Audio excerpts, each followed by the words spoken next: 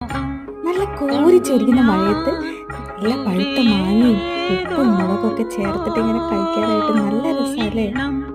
പൂത്തനാൾ മധു തേടി